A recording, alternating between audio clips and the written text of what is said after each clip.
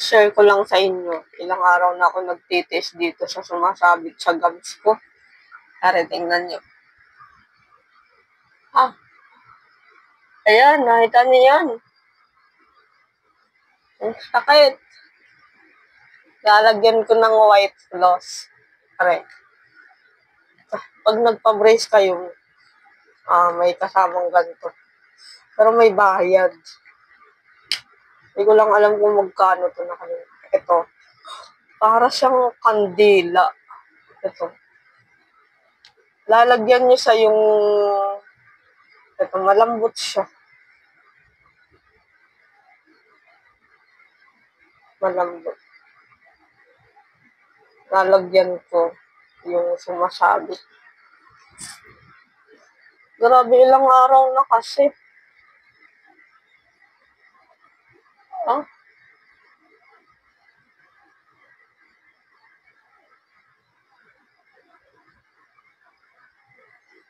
Hindi mo alam.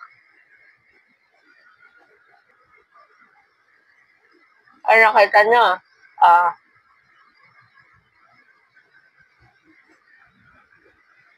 Meron siya. Ito ata yung dapat kong lagyan niyan. Lalagyan ko ulit. Sakit talaga. Susugat na yung gums ko. Ayan ka na. Ayan, nakikita nyo.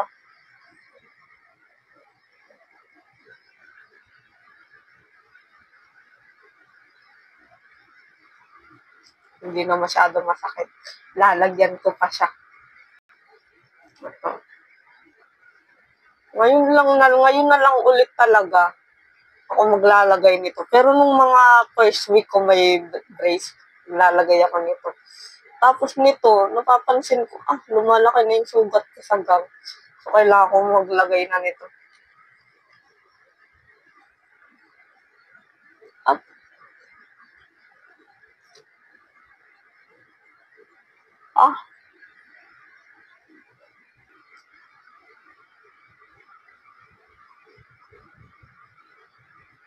Arang okay na. Arang gusto ko lagyan ka. Teka. White floss.